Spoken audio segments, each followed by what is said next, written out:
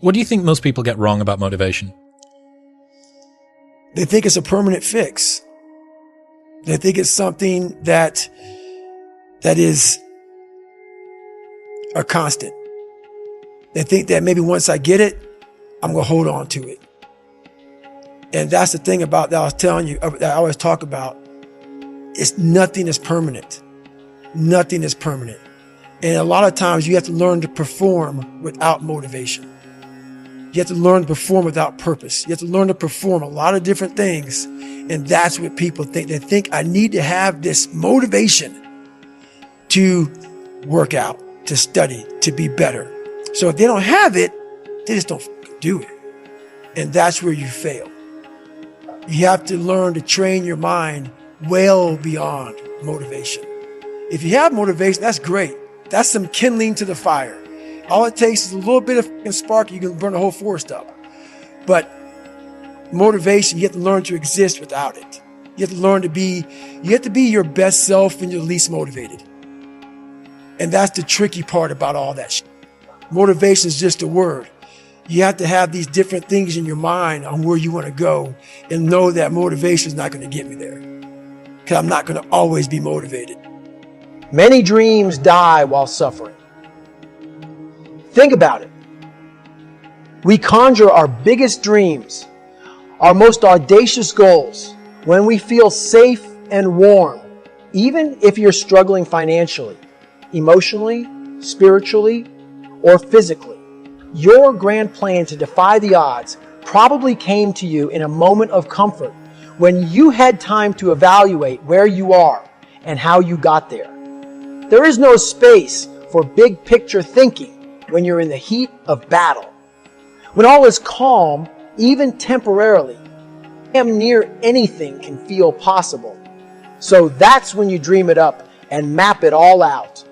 Then you begin, and unforeseen challenges knock you the f*** back. Whenever you're engaged in an intense struggle, the result of which will have a major impact on your life going forward, you will be challenged to your utmost. And these moments of truth within a larger quest can demand so much from you that you are bound to feel overmatched at times. When that happens, many people panic because they come to believe that they are imposters and their dream was actually a fantasy. In a blink, they go from being driven and focused to becoming convinced that they had no business even trying. So they quit. Right then, right there, while teetering on the edge, they fail to grasp that there is something they can do to jam that quitter's spiral, carrying them right down the drain. They can make the 1-second decision to think instead of react. During my second hell week, when I was in class 231, I was a driven mother. Bill Brown and I were the leaders of Boat Crew 2, and we had our own competition going to see who would be the baddest man in the whole class. But there was another guy in the mix who had captured my attention. Let's call him Mora. He was about our size, strong and fit, and whenever shit got hard on the beach or the grinder, he gravitated toward me. He was not in our boat crew, yet wanted to feed off of my energy because Bill Brown and I were performing at such a high level. We made hell look and feel not only manageable, but easy. On day 2 of Hell Week, Mora found me in the chow hall with a lost look on his face and fear in his eyes.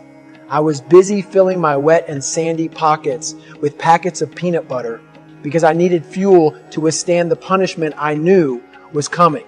Even after consuming as many calories as I could, in 2 hours, I'd be hungry again and would eat damn near anything, even peanut butter gritty with sand and laced with pocket lint. Mora stared at me as if I were a creature from a different time, and I'd become wholly uncivilized after 2 days of surf torture and boat runs without a wink of sleep. I was now a caveman.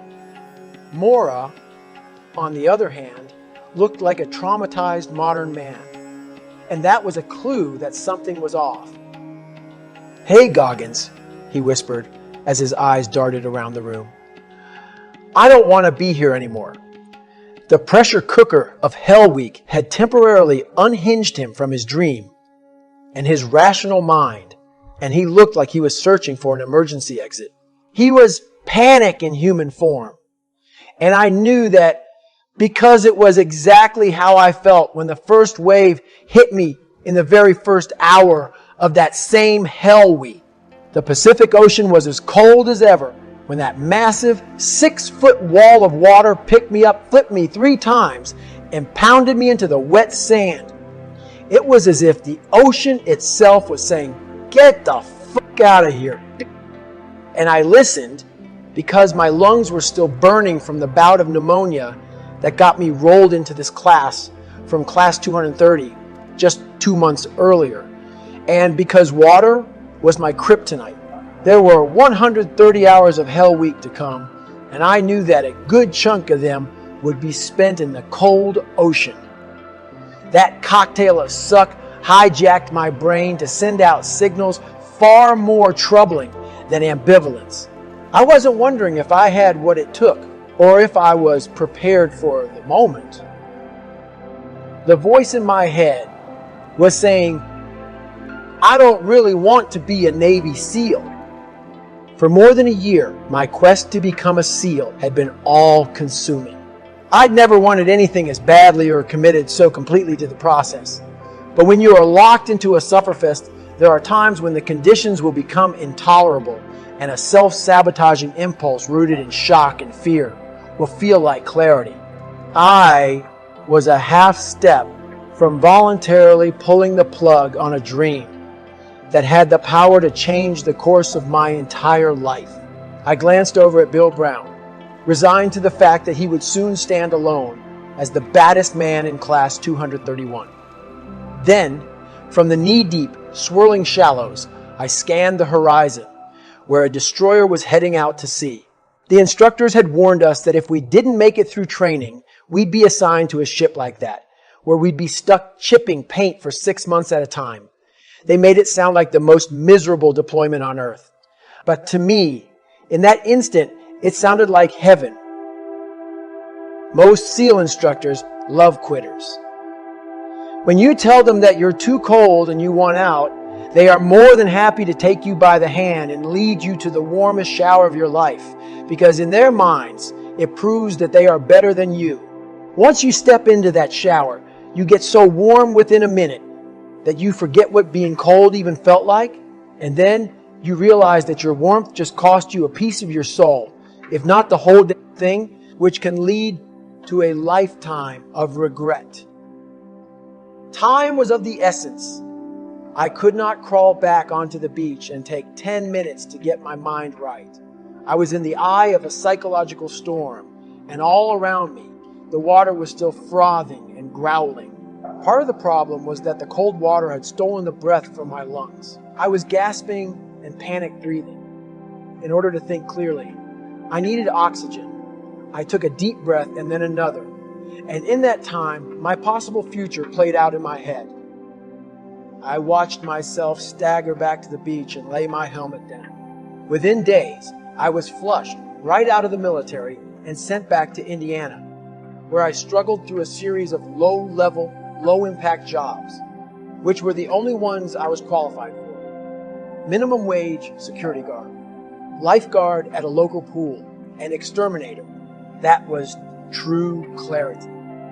All my aspirations would be vaporized if I left surf torture behind, because I was a reservist. And if I snapped and quit, the Navy wouldn't even want me on one of their ships. I could not afford to lose my SEAL training. And that cold ocean were exactly where I belonged. So I needed to calm the down and meet the challenge head on.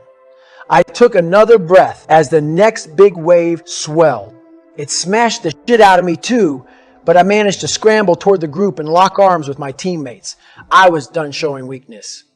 I was finished with fear. I would stay in that water as long as it fucking took. When we got called back onto the sand 10 minutes later, the men in my boat crew were shivering and stiff. They were so cold, they didn't even want the edges of their soaked t-shirts to graze their skin. We needed to warm up fast. And the only way to do that during Hell Week is to go hard. I nodded to Bill, grabbed the front of the boat, and shouted out orders. As a unit, Boat Crew 2 started putting the fuck out like Hell Week was our natural habitat. Often, it's the shock that launches the spin out. For me, it was the snap of the cold water that triggered my fight or flight response, which comes with an adrenaline rush that spikes the heart and respiratory rates and puts your insecurities on blast. Your body and mind react that way because they want to protect you by telling you to get the fuck out. Fight or flight is exactly what Mora was experiencing in the chow hall. His fear and panic owned him. When I was teetering on the brink, I was able to physically calm myself down with a few deep breaths, and that helped me see through the adrenaline rush. My heart rate was still elevated, and panic continued to creep in, but I'd regained enough of my composure to make a conscious 1-second decision to stay in the fight. That took mental fortitude because the water hadn't suddenly warmed up. I was still cold, miserable, and staring at 130 hours of hell. But I was able to see that the life I desired was on the other side of surf torture. I did not cave into emotion and quit. When people do that, they aren't even making an actual decision to quit. It's a default reaction due to stress. I get that it's difficult not to give in to all that emotion, acute pain, and discomfort. All you really want at that point is for it to end. You envision your bed at home and how sweet it feels to lie down with your wife or husband or partner. You know your mom will greet you with a forgiving hug and that your family will understand because they love you no matter what. You know for a fact that they will console and take care of you. And when you're hurting bad or scared shitless, all of that feels way too good to pass up. But you must remember that those images of home aren't actually rooted in love. They are a product of your fear disguised as love. Mora and I shared the same big dream. We'd both had our worlds rocked. I recovered by dominating Hell Week in a fashion that nobody had seen before. Mora's mind had already unraveled by the time I saw him in the chow hall. He wasn't thinking consciously at all. His emotions were controlling him instead of the other way around. I couldn't help him because by then he'd already lost the battle. I don't know when he officially quit. In Hell Week, you get so wrapped up in your crew, so engulfed in helping one another get to the other side that after several hours, you might look up and find half the class is bailed out. All I know is that at some point, he rang the bell and lived to regret it. Everything in life comes down to how we handle those crucial seconds. When psychological, physical, or emotional pressure redlines, your adrenal glands go haywire, and you are no longer in control. What separates a true savage from everybody else is the ability to regain control of their mind in that split second, despite the fact that all is still. That's what people miss. Our lives aren't built on hours, days, weeks, months, or years. Hell Week is 130 hours, but it's not the hours that kill you, and it's not the pain, the exhaustion, or the cold. It is the 468,000 seconds that you must win. It only takes one of those motherfuckers when it all becomes too much and you just can't take it anymore to bring you down. I had to remain vigilant and manage my mind for every single one of those seconds to make it. Life, like Hell Week, is built on seconds that you must win repeatedly. I'm not saying you have to be hyper aware every second of your life, but if you are pursuing something that demands all you've got and means the world to you, that is often what it takes. When you are trying to lose weight or quit drinking or using drugs, your moment of weakness can be counted in seconds, and you'll need to be ready to win those seconds. You could be the medical student who has dreamed of being a doctor their entire life, only to fail a crucial class early on. Overwhelmed with panic, you may be tempted to march straight to the admissions office and withdraw. Maybe you are an aspiring lawyer with a job at a prestigious firm in your back pocket, yet failed the bar exam again, and in the heat of that moment, you abandon your career before it begins. All because you become convinced that you cannot walk back into that office after another humiliation or study for that bitch again, and put yourself right back on the chopping block. While school and professional exams are held in controlled environments, an F can spike the heart rate and trigger self-doubt as quickly as a 6-foot wall of cold water. Sometimes, that grade looms so large, especially in a young mind, that it's easy to feel like all eyes are on you and your failure, and that you've fallen so far behind that you'll never catch up. Moments of doubt are unavoidable when we take on any strenuous task. I've used the 1-second decision to regain my composure and win hundreds of small battles during ultra races, on the pull-up bar, and in stressful work situations. And the first step is to mentally take a knee. The best person in any combat scenario is the one who is composed enough to take a knee when the bullets are flying at them. They know they need to evaluate the situation and the landscape to find a way forward, and that it's impossible to make a conscious decision if they or their team is running around like fire ants. Taking a knee in battle is not as easy as it sounds, but it's the only way to give yourself time to breathe through the panic and rein in your spinning mind so you are able to operate. The battle hasn't stopped. Gunfire is still lighting up the night, and you don't have any time to waste. In that 1 second, you must take a breath and decide to bring the fight. When you are in the grip of life and in danger of losing your just think, it's time to take a knee. Get a couple of breaths and flash to your future. If you fold, what will happen next? What's your plan B? This is not some deep contemplation. There is no time to order a pizza and hash it out with your people. This must happen in seconds. It helps to prepare with productive self-talk before you drop into that sufferfest on your schedule. Remind yourself that nobody is great at every single aspect of any job, at least not right away. And no runner skates through a hard race unchallenged. No matter how bleak it looks or feels, you must stay rooted to your baseline. If you're in med school, your baseline is to graduate and become a doctor. In Coronado, my baseline was becoming a Navy SEAL. Many men buckled under the log during Hell Week, but log PT was easy for me. I had to remember that every time we were ordered back into my own personal torture chamber, the Pacific Ocean. It helps to remind yourself of what you're good at and where you excel, so when you have to engage in something that is hard for you, it doesn't become overwhelming. Tell yourself, I'm good here. I am great there.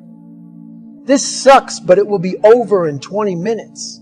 Maybe it's 20 miles or 20 days or 20 weeks, but it doesn't matter.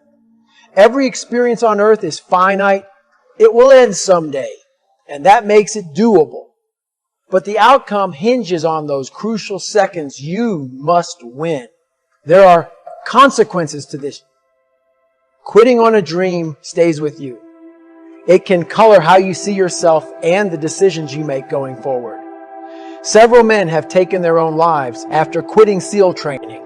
Others marry the first person who comes around because they are so desperate for validation. Of course, the reverse is also true.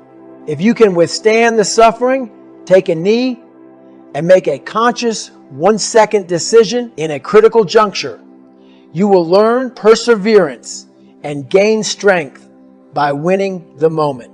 You will know what it takes and how it feels to overcome all that loud doubt, and that will stay with you too. It will become a powerful skill you can use again and again to find success, no matter what scenario you're in or where life takes you. It's not always the wrong move to quit. Even in battle, sometimes we must retreat. You might not be ready for whatever it is you've taken on. Perhaps your preparation wasn't as thorough as you thought. Maybe other priorities in life need your attention. It happens, but make sure that it is a conscious decision you're making, not a reaction. Never quit when your pain and insecurity are at their peak. If you must retreat, quit when it's easy, not when it's hard. Control your thought process and get through the most difficult test first. That way, if you do bow out, you'll know it wasn't a reaction based on panic. Instead, you've made a conscious decision based on reason and had time to devise your plan B. More a quit on impulse. Usually when you do that, you don't get another chance. Many great opportunities in life only come around once, but sometimes opportunity does knock twice. 15 months after that morning in the chow hall, we crossed paths in Coronado again. It was my graduation day, and he was in our Huya class, the incoming trainees wearing the white shirts that signified day one, week one. Of all the 200 and some newbies, he was the only man there who wasn't smiling. He alone knew too much. After the ceremony, he approached, extended his hand, and congratulated me. "Remember," I said, "many dreams die while suffering, bro." He nodded once, then faded into the crowd. A month later, I heard he made it through Hell Week. 5 months after that, he graduated and became a Navy SEAL. I thought about Maura as I gazed into my pristine, polished mirror 22 years later while considering Babbitt's invitation to Leadville. I'd been living large for longer than I cared to admit. In this new life of mine, the water was never cold, and the 1-second decision was in danger of becoming a perishable skill. I didn't think I needed it anymore. I had access to all the finer things. In my house, it was always 72 degrees, and that feels good, especially when you believe you've earned it. Why put myself through a 10-week training camp or a 100-mile run in Colorado's thin air? I knew damn well how horrible that feels and what it takes. But I also knew that this right here was one of the most important 1-second decisions in my life. This wasn't a fight or flight moment. I wasn't overwhelmed by the fear of death. I wasn't on the brink of failure or humiliation, and my heart rate was beating slow and steady. This was a mature version of the unconscious impulse to quit. The one you don't see coming until it greets you at the gate when you think you finally arrived. See, I don't have any respect for people who live this Lux life 24/7. If I said no to Babbitt, I wouldn't be quitting on him. I would be quitting on myself. I would be making a fear-based choice to no longer be the very person who I became so proud of. It's all well and good to have success and reach a certain level, but I really don't give a fuck what you did yesterday. Maybe you finished Ultraman or graduated from Harvard. I do not care. Respect is earned every day by waking up early, challenging yourself with new dreams or digging up old nightmares, and embracing the suck like you have nothing and have never done a thing in your life. There are 86,400 seconds in a day.